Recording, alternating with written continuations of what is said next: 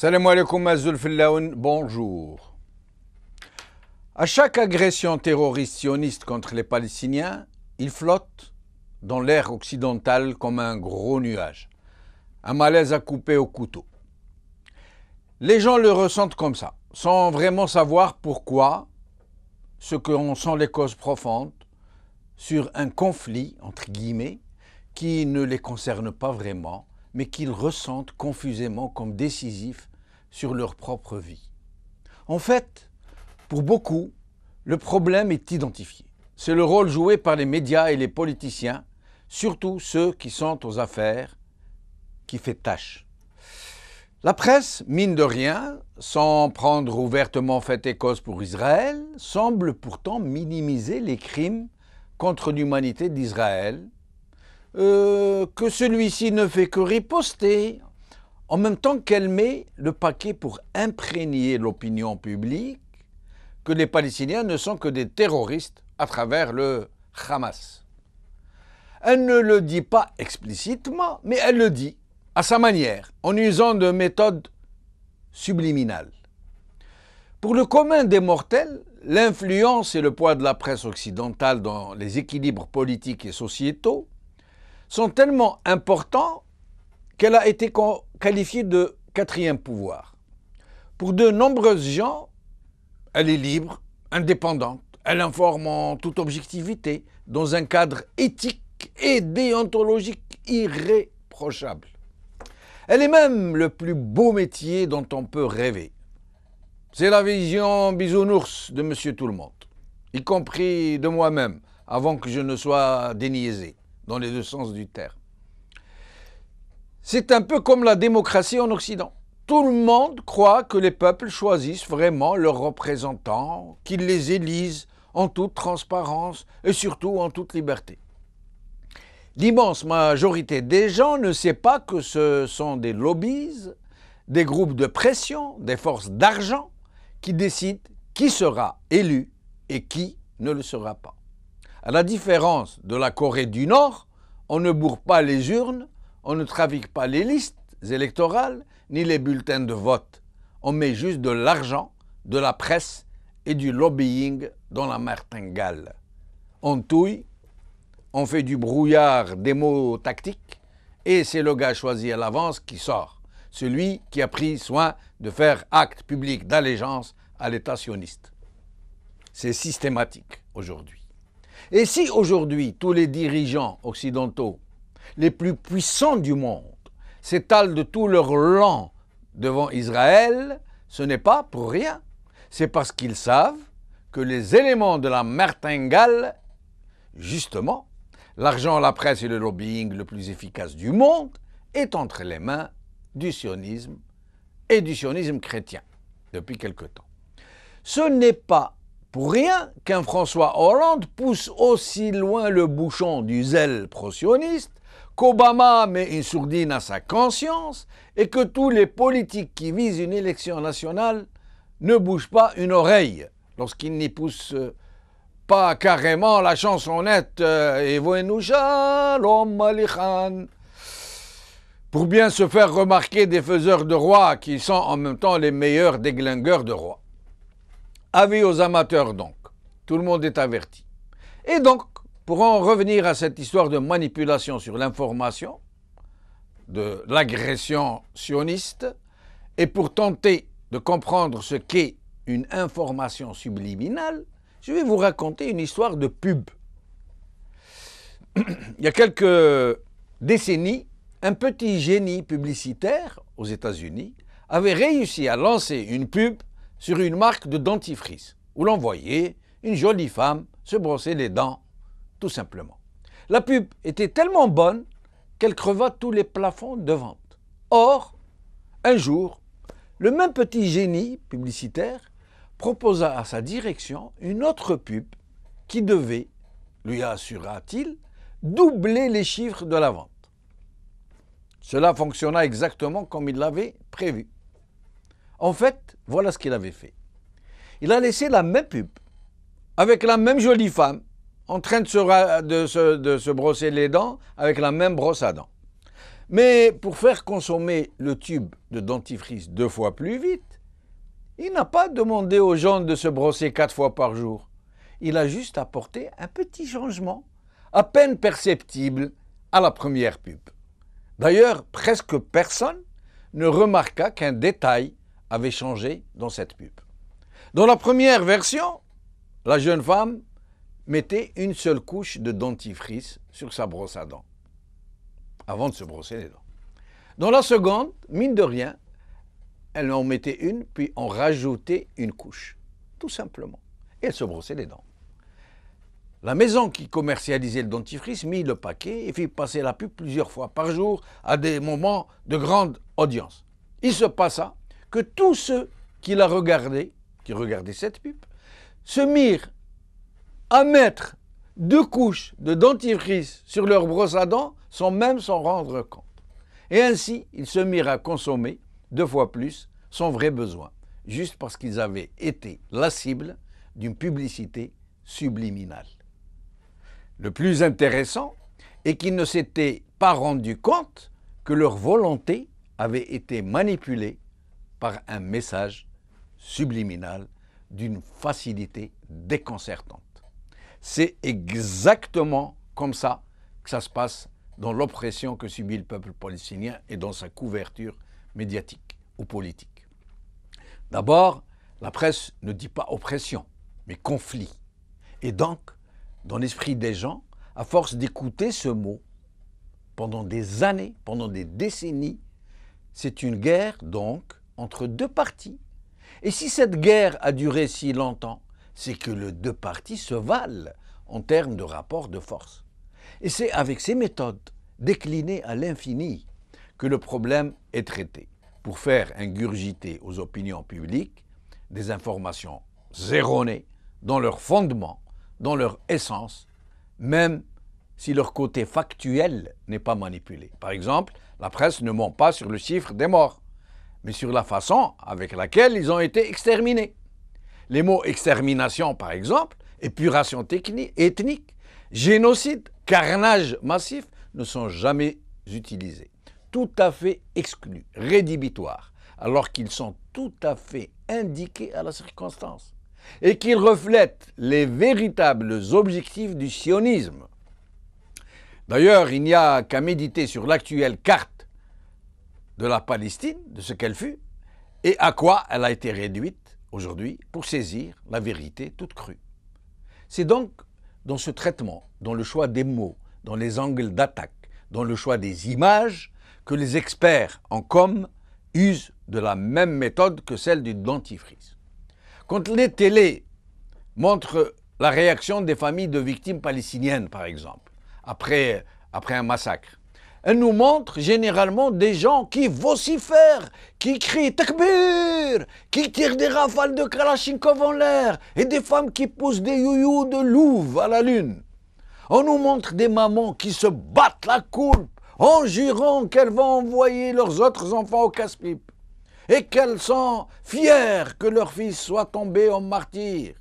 Alors, le brave Nicolas, du fin fond de son sofa, médusé par ces images très dures, et la douce Mathilde, la bouche ouverte de stupéfaction, regardent tous les deux ces images et, sans se rendre compte, comme le gars qui double sa dose de dentifrice, sans se rendre compte, le brave Nicolas et la douce Mathilde ressentent au plus profond de leur être social que ces Palestiniens ne leur ressemblent pas, qu'ils sont très différents et même inquiétants.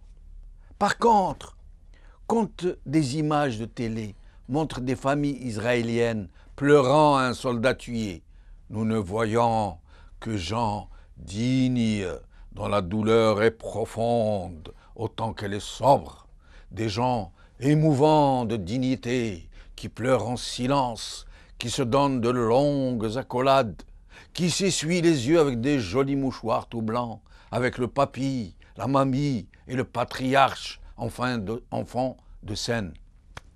Le brave Nicolas et la douce Mathilde, sans se rendre compte, comme le gars qui double sa dose de dentifrice, se mettent à ressentir de l'empathie, puis de la sympathie pour ces familles israéliennes. Ils ont le sentiment qu'ils leur sont proches, qu'ils leur ressemblent, et même qu'ils sont des leurs.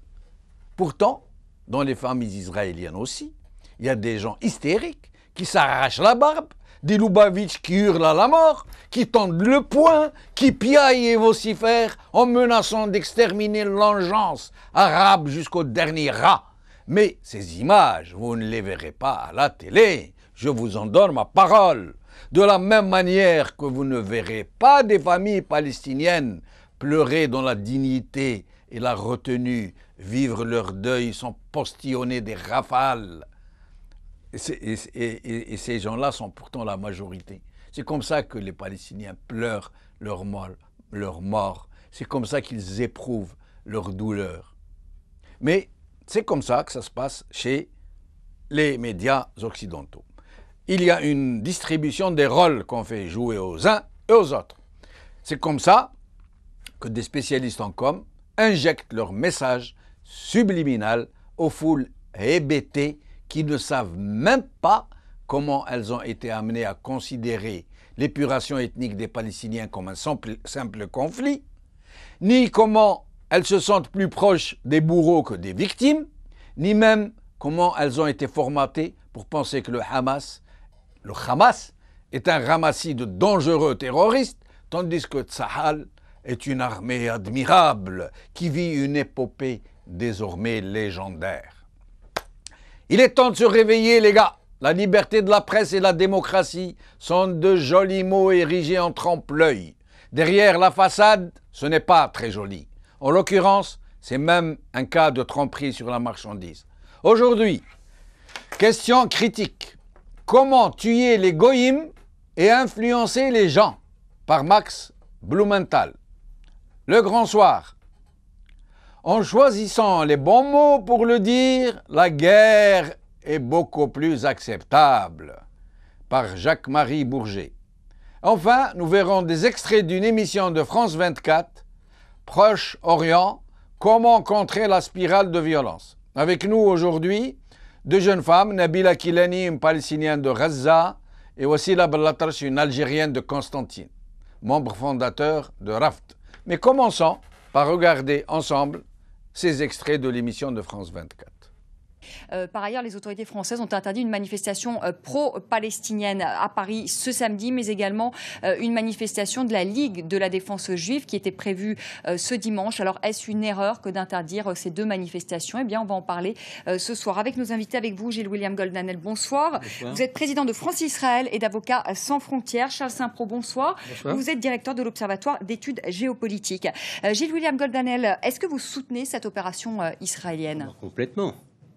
Je la soutiens, je ne suis pas le seul à la soutenir. Même dans les chancelleries européennes et occidentales, on comprend parfaitement qu'un État démocratique, comme l'État d'Israël, a non seulement le droit, mais le devoir de défendre ses concitoyens lorsqu'ils sont agressés impunément jusqu'alors par une organisation islamiste classée terroriste par l'Europe comme par les États-Unis, antisémite, homophobe, j'en passe et des meilleurs.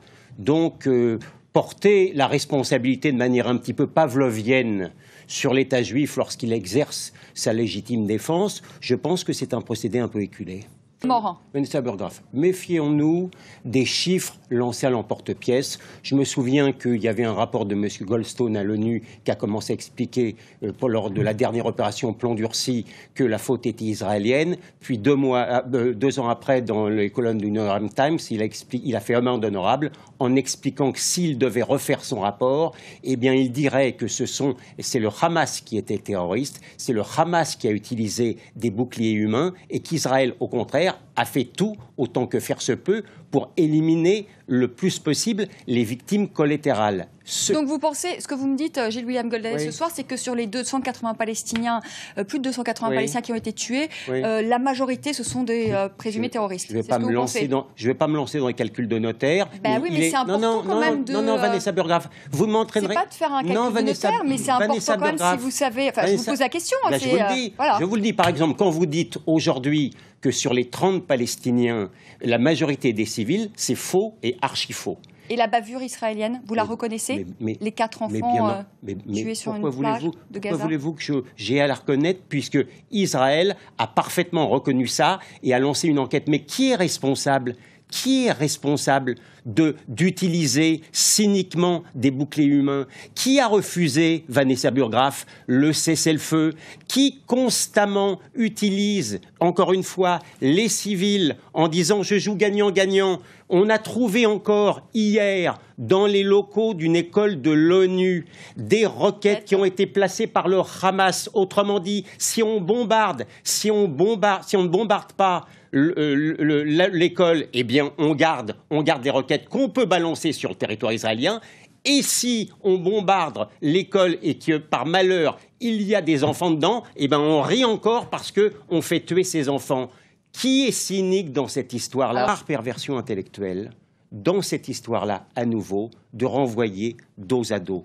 Jusqu'à maintenant, et ces dernières années, l'importation, comme vous dites, de manière un tout petit peu, comme ça se dit, de manière un petit peu aseptisée du conflit, ça n'a rien à voir avec prendre des positions. Ça, je comprends parfaitement qu'on puisse prendre des positions. Ça n'est pas pareil quand même que de rentrer dans une école juive, comme à Toulouse, pour tuer des enfants juifs. Monsieur, ça n'a rien à voir avec l'affaire de Gaza.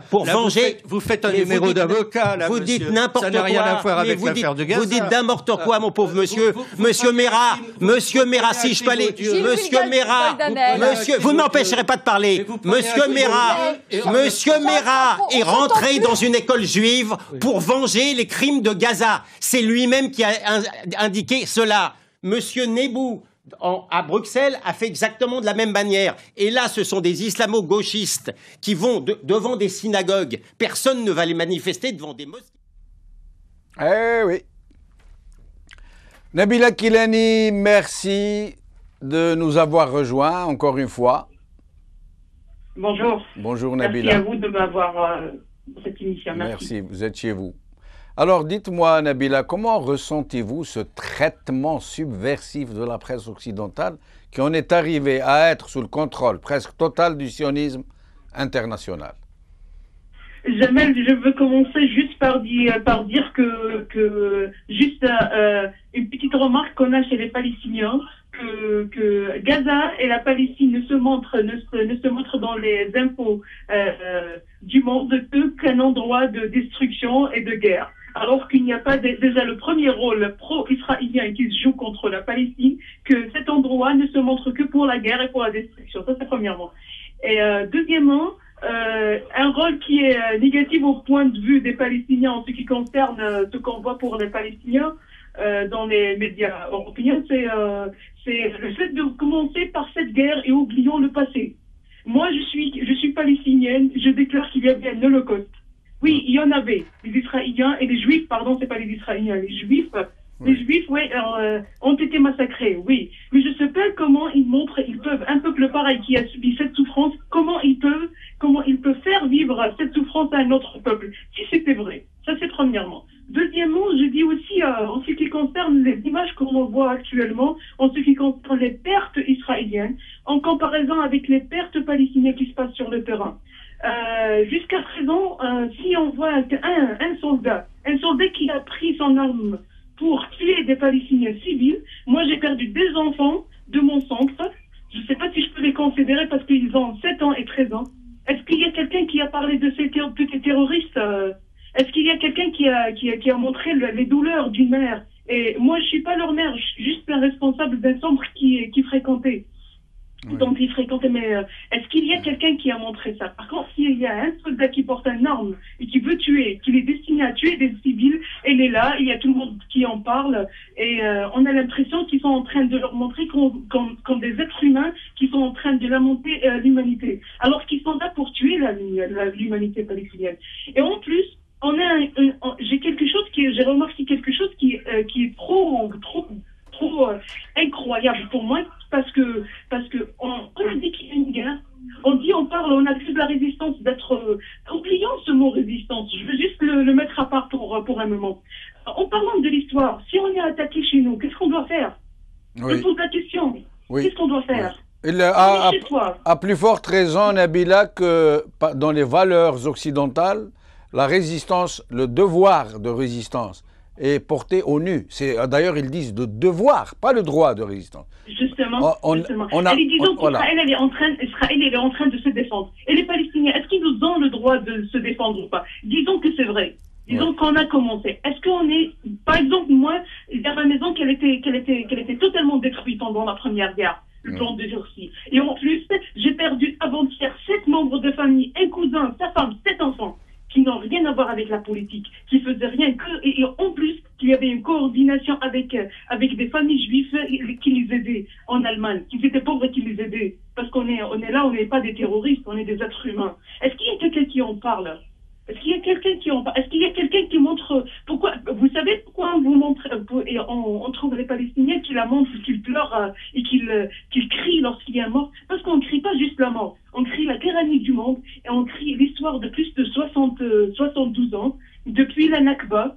Est-ce que ça a commencé aujourd'hui, la guerre? La guerre, c'est suite à quoi? C'est pas toute une histoire. Il faut commencer par quoi? Et l'équidistance qu'on est en train de montrer dans les chaînes européennes et les chaînes étrangères, il faut commencer par là. Mais c'est leur devoir de montrer la réalité.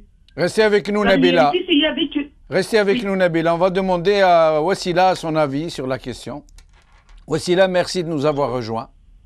Merci à vous, c'est Jamel, de me donner à chaque fois l'occasion justement d'exprimer au moins la douleur des Algériens face à cette barbarie sioniste, et aussi de saluer le courage des Palestiniens, spécialement les Rezaouis, et justement de saluer Nabila pour son acharnement pour la défense de sa patrie, de son pays, qui est d'ailleurs le nôtre. Pour ce qui est des médias, si jamais les médias occidentaux n'appartiennent pas aux journalistes, comme vous venez de le dire, c'est des médias financés par des lobbies, donc ils exécutent les ordres qui leur viennent. Par contre, moi, j'aimerais parler justement de la diversité sur Internet. Donc, les gens ont l'occasion justement de vérifier l'information. Ce n'est plus comme avant. Donc, auparavant, l'information passait inaperçue, mais de nos jours, tout le monde essaye d'aller vers un moteur de recherche et de trouver la vérité par lui-même. D'ailleurs, la désinformation n'a fait que pousser l'opinion internationale, l'opinion occidentale, justement, à critiquer ces médias vendus. Je ne sais pas si vous avez vu des vidéos en France qui traitaient les médias de vendeurs et qui exigeaient la vérité. Donc, c'est une chance d'avoir les médias sociaux, c'est une chance d'avoir Internet pour justement vérifier la vérité et voir de nos propres yeux le massacre que perpètre l'État sioniste. Les médias ont toujours utilisé, comme vous venez de le dire, le mot conflit.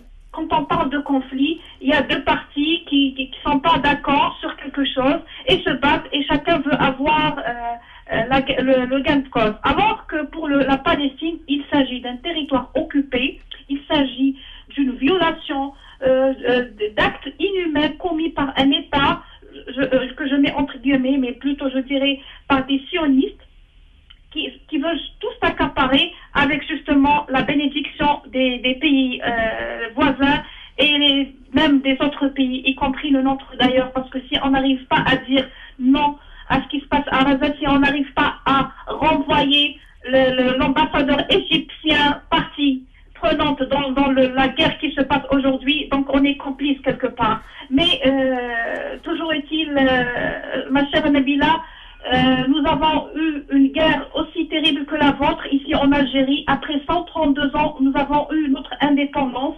Et l'indépendance, on l'arrache avec autant de morts. Donc il ne faut pas pleurer les morts parce que ces morts-là sont justement demain le fruit de votre liberté. Il faut avoir l'honneur de payer le sang cher pour justement demain être content de cette liberté, tout comme nous, Algériens, nous sommes toujours fiers de cette liberté parce que nous l'avons payée très très cher. Alors donnez plus de sang pour justement avoir cette terre et justement arracher une indépendance. Ça ne vient pas avec les pourparlers ou la position des pays, non. On arrache la liberté qu'avec le sang. Courage. Courage, Nabila et tous les Palestiniens. Nabila, donc, Wassila s'est adressée directement à vous et elle a raison de signaler que maintenant il y a du nouveau, les réseaux sociaux, l'information qui circule. Je sais que vous n'avez pas Internet, c'est coupé chez vous. Mais c'est formidable. Moi, j'ai vu des vidéos qui sont reprises, qui sont partagées des dizaines de milliers de fois en l'espace de quelques heures. Il y a une vraie mobilisation. Il y a beaucoup de gens qui découvrent la réalité palestinienne. Moi, j'ai vu quelqu'un qui s'est étonné quand il a vu la carte de la Palestine, comment elle était et ce qu'elle est devenue aujourd'hui, la Palestine historique. Il n'en est pas revenu. Il a dit, on n'a jamais su que ça s'était passé comme ça. Et donc, voilà. Donc, Wassila vous a justement... et vous-même, que pensez-vous donc de ces réseaux sociaux, de cette nouvelle presse citoyenne? Premièrement, je tiens à remercier Wassila pour ces mots qui encouragent n'importe quel être humain de continuer sa lutte pour la justice. Ça, c'est premièrement. Deuxièmement, à propos des réseaux sociaux qui maintenant a donné une vraie évolution dans la cause palestinienne, parce qu'au début c'était le lobby sioniste qui contrôlait tous les médias. Et il y a la coopération entre ce sionisme et les gouvernements surtout même européens et américains. Hein. Et maintenant, on a cette base populaire qu'on peut influencer. Et en plus, j'ai découvert aussi, moi, maintenant on appelle Internet, mais à force, après la Première Guerre, on a commencé à faire un petit réseau, juste en parlant, distribuant l'histoire de la Palestine. J'ai remarqué qu'il y a beaucoup de gens qui sont en train de soutenir la Palestine sans connaître la vraie histoire, je veux dire l'histoire correcte et juste de la cause palestinienne, le début de la cause palestinienne. Oui. Alors là, j'appelle à chaque... Ici, on parle de la souffrance pendant la guerre. Et je aimerais bien que chaque chaîne, loin de réseau, parce que les réseaux, ça reste pas comme une chaîne. J'espère que chaque chaîne peut diffuser toute l'histoire palestinienne correcte. Comme ça, on aura cette vraie base et on sentirait que ce ne sont pas des individus qui sont en train de travailler là-dessous. Justement, je voulais rappeler à ce sujet que le slogan premier du sionisme était, concernant la Palestine, quand il parlait de la Palestine, il disait « une terre sans peuple pour un peuple sans terre ». Alors que la Palestine était occupée, était abondamment... travaillée, riche, connue par ses agrumes, par ses produits agricoles, par ses belles villes, Bethléem, Jérusalem. Oui. Si on lit l'histoire palestinienne en 1948, il y a deux versions. Israël, il dit que ce sont les leaders arabes qui ont demandé aux Palestiniens de sortir de chez eux pour qu'ils restent en sécurité jusqu'à qu'ils reviennent chez eux. Ils reviennent chez eux, il y avait chez eux. C'est la version. Il y a un historien juif qui s'appelle Moussé. Moussé, il a dit que les Israéliens sont entrés dans 235 villages en prenant chaque maison palestinienne. Il a commencé à décrire les maisons, comment les étaient entourées. Il disait que pour les Juifs qui sont venus par l'immigration, que c'était le paradis pour eux de vivre dans ces maisons. Et il a dit que le gouvernement israélien à l'époque, ou bien c'était le mouvement sioniste, il a dit que c'était des maisons pour les pauvres. Il y a des gens qui ont quitté leur maison, alors on va les prendre.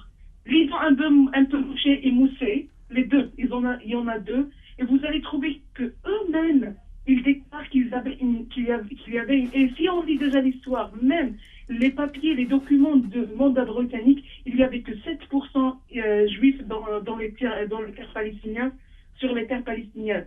Oui, et en plus, c'était 7%, or que tout le reste, ils étaient, la totalité, c'était des musulmans. Et en plus, on peut lire beaucoup de documents sur la richesse et l'importance de cet endroit pour le monde britannique, tellement il avait je veux dire, une position stratégique, religieuse très importante.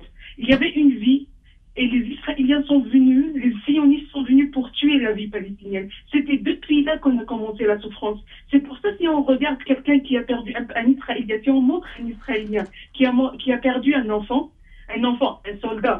soldat qui est destiné à tuer, on voit des larmes bien civilisées.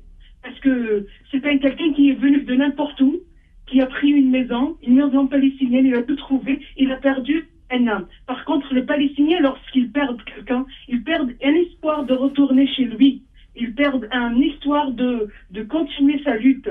Il se souvient de chaque maison qui était, de chaque olivier, de nos terres, de la diaspora. Il se souvient de tout le monde, de toute l'histoire palestinienne. Voilà, c'est pour ça qu'on voit une différence. Mais l'essentiel, c'est comment on montre les deux peuples dans les médias.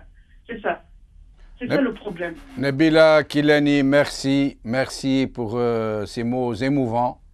En espérant vous revoir bientôt sur El Magharibiya. Et transmettez toute notre sympathie à toute votre famille, à tous vos voisins. Et dites-leur qu'El Magharibiya est à leur côté. Merci beaucoup, au revoir. Wassila Ballatarch, un dernier mot. Le dernier mot, c'est de dire courage aux Palestiniens.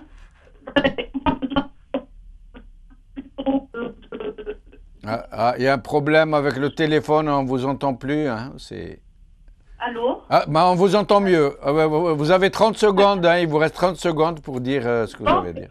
Juste pour dire aux Palestiniens, unissez-vous. L'union fait la force. Unissez-vous contre vos ennemis. Nous prions pour vous. Nous sommes à Laylatul Qadr. Nous pouvons que dire Allah yansarkum, Allah yansarkum, Allah yansarkum. Voici la Ballatarch, que dire après ça? Cette émission est maintenant terminée. Salam alaikum, Azul Fillaoun, Sahaf Torkum.